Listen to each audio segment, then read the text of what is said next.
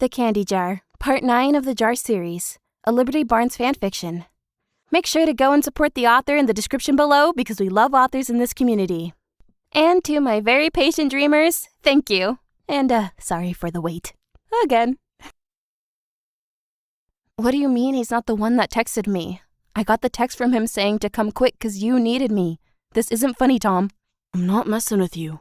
Harrison's been in hospital since last night.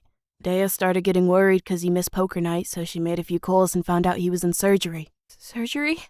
Your vision was swimming and you felt your body slowly start to lose its strength. Someone grabbed you by the arms to stop you from falling and sat you down on a chair, but you don't know who that person was. Tom's words floating in your brain on a loop. Hospital, surgery, accident. Sam and Harry are there with him. They should come back in a few hours as soon as he's out. We haven't heard any updates yet, but he's been transferred to Robert's care, so we know he'll be fine. He'll be fine, love. Promise. But then who? You took a deep breath, words seemingly failing you. This was all a bit much. I don't know. He ran his hands through his hair and took your phone from his hands, unlocking it, then handing it to a man that your tired brain didn't recognize. Jacob, try to find where the text came from. We might be able to get a location. The man nodded and plugged your phone into his computer, frantically tapping the keys while his eyes scanned the computer screen. Left to right, top to bottom, repeat. Lizzie, call my parents, let them know what happened. Make sure they're safe and tell them to come here ASAP. I want everyone in the same place. The blonde woman that you recognized as Elizabeth, one of Tom's computer geeks, got right to work, dialing Nikki's number and briefing her. Chris, try to get in contact with Mackie. Maybe the police heard something or they have more information than us. Then contact Sebastian and see if he can pick up anything on the stats. You remember Tom telling you that he had people working in the police, Interpol, M16, basically every justice system that could be a threat to them. Tony, Dea, you guys are coming with us. We're picking up Millie. The rest of you, I want this house secured. Every call monitored and quarter-hourly updates. No one in or out without the password. No one in or out without my knowledge. He took your hand and marched out of the room and to the garage where Tony and Zendaya were already waiting.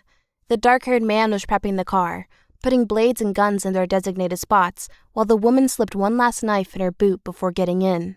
Tom hid his guns on him, more than you usually saw him wear, but not enough to be noticed. He put on a coat, and you both got in the back, the tinted windows obscuring outsiders' view of what was going on the inside of the car. You had unconsciously went to the cross around your neck, one that Nikki had given you for Christmas. I have the same one. This job is very stressful, and there will be times where you will need to ground yourself, or when faith is all you have left. It's to help you remember that everything will be all right. You repeated her words like a mantra while your thumb ran over every mound and crevice of the pendant. Everything will be all right. When Noah came back into the room, more than done with the studio's archaic stereo that kept breaking down, she was surprised not to see you there. Since there was only 15 minutes left, she didn't worry much. You were probably in the bathroom. After 10 more minutes passed with no sign of you, she started getting a little worried. There was no sticky note informing her of your whereabouts anywhere on her desk. No new texts or missed calls, even though she checked more than once. She tried to call you, but it went straight to voicemail. She looked across the street at the little diner. Maybe you were just hungry and went to grab a bite to eat? The door to the room opened and children came pouring out, meeting their parents and chatting excitedly about their lesson. She kept an eye out for Millie. The little girl was already sad when she got here, so it would be better for her to have a familiar face so she wouldn't freak out. The little brunette came out a few seconds later, carrying her bag with her. She looked around and frowned when she couldn't see her mother in the waiting room. Noah, where's Mommy? Her eyes met the woman's blue ones, and she was suddenly at a loss for words. I don't know, but she should be back soon, yeah? Don't worry. That was admittedly not her proudest moment, and as the last parent-child pair left the studio, Millie started crying. She left because I was mad and she was mad at me. So she left. Noah took her in her arms, shushing her softly while she petted her hair, repeating the same words over and over again, hoping it would calm her down. Shh, she'd never leave you. She'll be back soon. You're a good kid. Your mommy loves you. Kate came out a few minutes later with Ollie on her tail. The little boy immediately latched onto Millie when he saw that she was crying, heartbreaking at the prospect of his best friend being miserable. Kate threw Noah a confused look, asking for an explanation as to why there was a bawling 5-year-old in the lobby. When I came back, Millie's mom wasn't here. Her car isn't outside either. I'm thinking maybe a family emergency, but I didn't get any texts or something. And she hadn't been answering my calls. Maybe she forgot 'cause she was worried? Kate nodded and took a deep breath, moving her hands in soothing circles on the little one's back. I have an idea. She called out so Millie could meet her eyes and put on her brightest smile. I think your mommy might have forgotten to tell you our plans for today. We're having a play date at my house. Noah quirked a brow, confused as to how that would make things better. Really? Apparently, it seemed to work because Millie took a shuddering breath before whispering a small, really? Echoing Ollie's words as if she couldn't believe that was possible. Yep, we can have ice cream, play on Ollie's new trampoline, and even watch a movie if you want. That seemed to put her in a much better mood. Let's get those tears dried up, okay? She sent her off to the bathroom to wash her face, Ollie following after her because he didn't want to leave his friend. I'll try to distract her for as long as possible. Keep trying to call her, and as soon as she shows up, let me know so I can bring her back, or they can pick her up at my house. Are you sure you don't mind? The blonde shook her head and smiled. Oliver's been begging me to have her over for ages. It'll make the both of them happy. And it'll be nice to have a busy house again. I missed it. The smile on her face was bittersweet, and Noah was reminded of her husband's death a few years ago. Firemen's lives are hard, but it's harder for those who love them. Okay, I'll let her know. Thanks, Kate. I'll talk to you soon. You got out of the car before it even reached a full stop, all but running into the studio where a nervous-looking Noah was pacing back and forth. Finally! Where the hell were you? I was freaking out over here! She engulfed you in a hug, and you squeezed back briefly before pulling away. Where's Millie? Is she okay? She should be fine. She was crying 'cause you weren't here, but Kate improvised a playdate, so she's probably having the time of her life. A playdate? Yeah. Ollie's been begging her for ages, but she was kind of uneasy about having people back in her house. It's been tough since her husband's passed, but she didn't seem to mind. She made her way to her desk and took out her phone, searching for Kate's number and keeping her explanation. She said to call her when you got here, so I'm gonna do that. What the hell happened? She found her number and dialed it, but before anyone could speak, a frown was made evident on her face. That's weird. What's wrong? Tom looked agitated, to say the least. It went straight to voicemail. She tried 2 more times, the pre-recorded message like knives to your chest before she gave up. Her house is only 10 minutes from here. We should go check it out. Tom nodded, and they waited for Noah to lock the door. As soon as she got into the car and actually looked around, she almost screamed. What the fuck? Millie now, explain later. She took a deep breath and started listing directions while trying not to pass out because she was surrounded by knives. Stay here. Like hell I will. You pushed past Tom and into the driveway, ignoring his exasperated sigh. Then at least stay behind me. That was probably not a bad idea, considering that he had a gun and you didn't even have a bulletproof vest. Tom got closer to the door and signaled Dea and Tony to go around the house.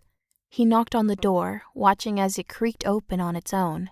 The door jambs were splintered, showing obvious signs of forced entry, and he took a breath. Backyard clear. Zendaya's voice came through the comms. Back door's been forced open. I'm going in now. Meet you in the middle. He made his way through the house, clearing every room before meeting back with Tony in the kitchen. Clear? Crystal. The house was a mess. The broken furniture and decorations showed signs of struggle, shattered vases and fallen picture frames littering the space. But one thing stood out. Millie's dance bag. Is Kate in here? Oh my god. Noah gaped at the state the house was in, feeling her heart stop at the vision in front of her. Is that... are those... Her eyes fell onto the dance bag, and she had to leave the house as fast as she came in, turning her head towards the shrubbery and emptying the contents of her stomach on there. If she wasn't so disgusted, she would have made a joke about how good a fertilizer that would be. Can somebody explain to me what the fuck is happening here? Noah, calm down. She snapped at Tom, eyes full of rage, confusion, and fear. No, I will not calm down. My boss is missing. 2 children are missing, and I saw a dance bag full of white roses with 2 fucking chopped off feet in them. I will not calm down. When you got back to Tom's house, Noah was a bit calmer. She spent the entire ride freaking out over the fact that they were mobsters. She was dating a mobster, and her boyfriend was in the hospital. But you managed to calm her down with a few words and some cuddles. You made her tea so she'd calm down a bit and took her with you to the meeting room where all the others were. Okay, I want updates. Lizzie cleared her throat and started to speak. After I warned your parents, I helped Jacob with the phone. Whoever did this managed to tap into her phone and basically have full control of it. The calls she makes, the calls she receives, texts, internet connections, everything. The text never came from Harrison's phone. They just made it look like it did. It also explains why Noah never got the text. But something like this could only be done manually. They needed to install the software and mirror it onto a burner. We found out it was done during one of Millie's classes, so it could have been someone on the staff or one of the parents. Noah chimed in. The staff is just me, Kate, and Larry, her assistant. She prefers it when there aren't any other teachers around so she doesn't get interrupted, but I have a list of the kids and parents that are signed up, and I take attendance before every class, so I could give you that if it helps.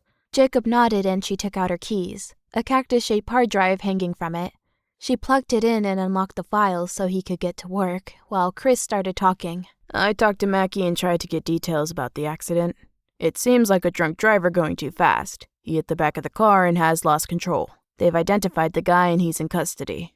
What do we got on him? You're a typical alcoholic, multiple drunk and disorderly charges, no license, no ties whatsoever to our world. Or so it seemed until I talked to Seb. He did some digging, pulled a couple strings, and got us more info. He used to be a drug dealer in the States, but was put into witness protection after testifying against that Jordan dude. They used to call him Killmonger. Didn't he work for Thanos? Yeah.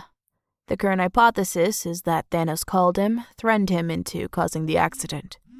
Tom? His attention was brought to your phone, still resting on the table, the screen lighting up with the call. He let it ring for a few seconds, frozen in place before finally snapping out of it and picking up. Hello? Hello, Thomas? The voice on the other side of the call made him shiver. Turns out they were right after all. I'm guessing you already got word of your missing daughter. Or is it stepdaughter? I never know what to call non-biological parents. Listen to me, you little shit. He all but growled into the phone. You're in no position to be making demands. Thanos snapped back, and he was forced to be quiet. You will meet me at the docks at dusk. With you, you'll have locations and access codes for your weapon supply, drug supply, and vault. You will come alone while I send someone to get little Millicent back to her mother. Once you know she's safe, I'll put a bullet through your brain. He could practically feel his rival smirk through the phone. Why should I do that? Because you love her. You love them both, and you do anything to make them happy, including sacrificing your life. He couldn't say a thing, knowing that it was true. Such a dumb thing, love. It makes you weak. This is the difference between you and me, little boy. I understand what it means to sacrifice my happiness for success. You'd rather die than live a single day without their presence. Tom was fuming, trying to come up with a plan that didn't get them killed. The clock is ticking. Chop, chop. And the line went dead. Did you track it? He turned to Jacob, who shook his head. They messed with the signal. There's no way of knowing where it came from. He took a deep breath and stomped out of the room, locking himself in his study. The soft chatter in the meeting room could still be heard from his office. Tom sat on his chair, staring blankly at the wall in front of him. His hands twitched nervously next to his body. Thanos won. That much he was sure of. There was no way to get Millie back without him going. There was no way to come out alive if he went. If Millie died, you'd never forgive him. Nobody would. He'd never forgive himself.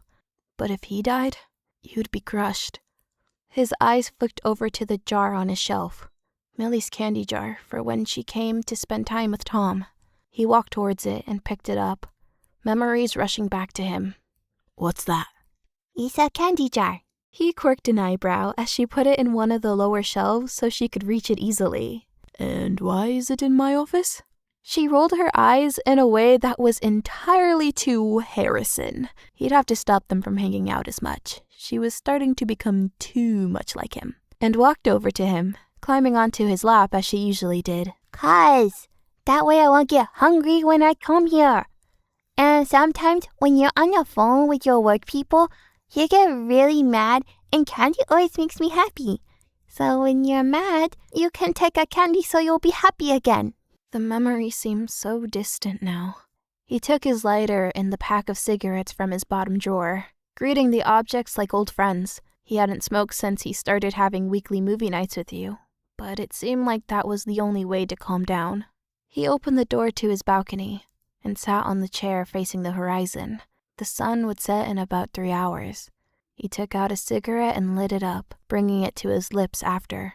He took a long drag, enjoying the feeling of the smoke filling his lungs, probably killing him on the inside. Not that there was much left to kill. He was a dead man walking after all. He took out his phone and searched for the files containing all the information Thanos had requested, pressing print soon after. The sound of his wireless printer could be heard through the open windows as he finished his cigarette, taking one deep, clean breath before taking out another cigarette and repeating the same process. When all the pages were neatly held together in a binder and Tom's previously full pack of cigarettes was nothing more than ash, he left the house completely unarmed for the first time in 7 years. The hospital was a flurry of movement, crying children, impatient adults, some sleeping on the seats. The lady at the desk gave him Harrison's room number, and he walked in, taking a seat next to his best friend's bed. He spent a little while just listening, watching, observing, taking everything in. It was unsettling to say the least. The sight of his best friend lying motionless in a hospital bed, bruised and broken, connected to all kinds of devices. In a way, the steady beeping of the heart monitor was reassuring. It was proof that the man who'd been by his side since he could remember was still alive. He was going to be okay. I don't know if you can even hear me, or if you even care. You have much bigger problems right now than to listen to me talk. But just in case, I'll tell you what I'm thinking. They took Millie. Thanos, his crew, they were behind all of this. They caused your accident and used it as a distraction to get Millie. They got Kate and Ollie too, from the studio. Wrong place, wrong time, I guess. That woman was always too kind to us. She deserved better. You deserve better. He gave me a choice. Either my daughter dies, or I give him everything I've worked for. Everything my parents and grandparents worked for. And I, too. But that's really not that big of a loss. It's not a choice, though, because I know what happened now will happen in the future. This time, only Millie was taken, but next time, my love might be there too. This time, it was only an accident, but next time, you might not come out alive. He took a deep breath and wiped the tears that streamed down his cheek. I came to say goodbye, I guess. I can't face my family. I can't face her. But I know they love me, and I know they know I love them. But I can say goodbye to you. You're my brother, Has. Always have been, always will be. You're the only one I trust to take care of everything. Take care of my daughter. Take care of the love of my life. Make sure they're happy, that they want for nothing, that they move on but always remember that I love them with every fiber of my being. And I'll be watching over you all from whatever fiery pit of hell I end up in. He looked at the ring on his finger. His family ring. The boss's ring. He took it off his finger for the first time since he took over, his hand feeling uncomfortably light without the added weight. The ring fit perfectly on the blonde's finger, like he knew it would. He patted his hand and got up, doing his best to dry his face. Take care, brother. By the time Tom arrived at the docks, it was already dusk. The thin button-up shirt he had on did nothing to protect him against the chilly late winter air, and he regretted not taking a jacket with him. Thanos' men littered the grounds, armed to the teeth and looking ready for a fight. Not that there was going to be one. The man himself was sitting on a stone wall, facing the water, but the victorious smirk on his face could still be seen. Beautiful, isn't it? His voice boomed in the otherwise quiet place, echoing on the walls until it felt as if it was surrounding Tom. There was an ancient civilization that believed water held the world's memories, that it would forever keep and guard all of humanity's secrets. Water remembers. He turned and the brunette saw his face for the first time that night. Josh Brolin. Thanos. His enemy. His doom. I guess you can take comfort in the fact that she won't be forgotten. She. Where's my daughter? He wasn't here for chit-chat. He just wanted to get his baby back. Do you remember what I told you the last time we met? I'll let you walk away, and I'll stop trying to sabotage you. You will thrive like no one's ever thrived before. And then you'll find something, someone to love, someone to hold close, someone to cherish. And when that happens, I'll tear it all down. Your business, your life, everything you love will crumble under my hands, and you will watch as it all burns. Then I'll put you somewhere nice and comfortable. Make sure you live a long, long life so you can be tortured for years to come, doomed to live with the pain of losing what matters the most to you. The words echoed in his brain like a broken record. I suppose you do. It was one of my most memorable speeches after all. Now tell me, Thomas, in all honesty, do you really think I would call you here to kill you when I promised you would live a long, long life? He felt his face become white as the realization started to sink in. Josh turned to one of his men. Bring them in. I think it's time the little boy met my associate. He heard his daughter kicking and screaming, begging to be let go, like knives to his chest. She had tears streaming down her face as she came out of the shadows, begging him to go get her. Daddy! He followed the gun to the person holding it, feeling quite lightheaded as he came face to face with someone he never expected to see. Hello, Thomas.